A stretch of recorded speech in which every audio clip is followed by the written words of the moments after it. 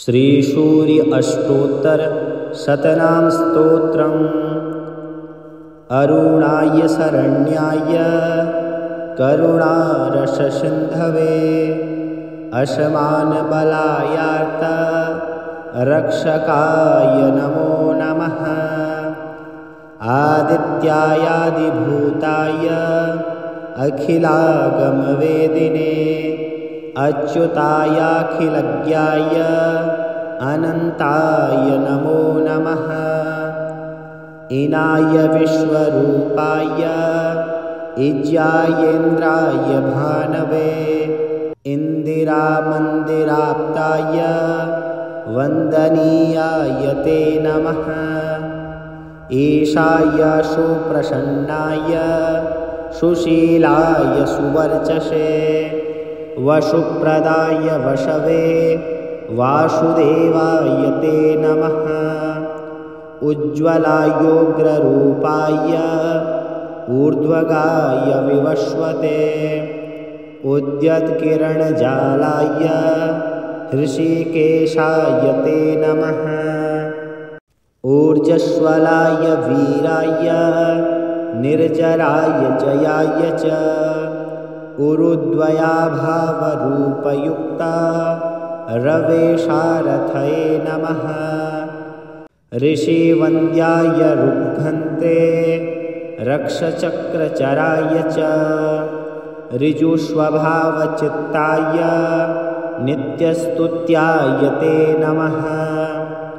ऋकारमातृकावर्ण रूपायोज्ज्वलतेजसे ऋक्षाधिनाथमित्राय पुष्कराक्षाय ते नमः। लुप्तदन्ताय शान्ताय कान्तिदाय घनाय च कनत्कनकभूषाय खद्योताय नमो नमः।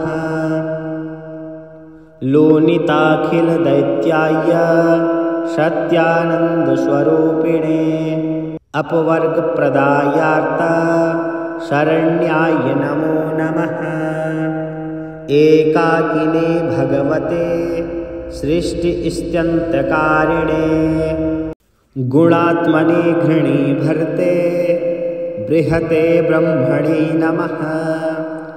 ऐश्वर्यदाय सर्वाय हरिदस्वाय शौरये दशदिक्सम्प्रकाशाय भक्तवश्याय ते नमः।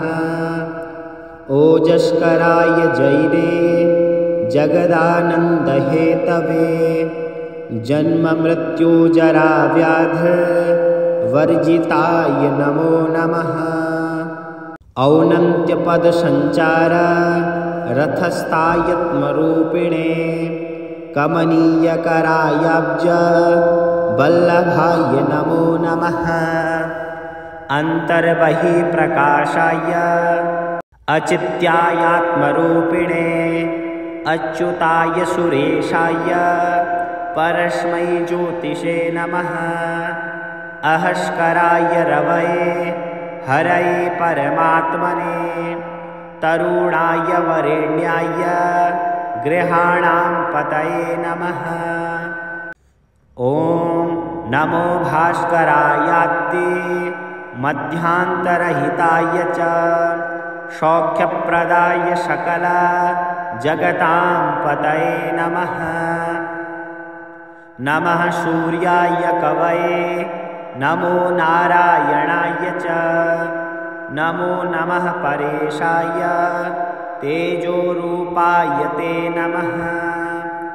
ॐ श्रीहिरण्यगर्भाय ॐ ह्रीं सम्पत्कराय च ॐ ऐं इष्टार्थदाय अनुप्रसन्नाय नमो नमः।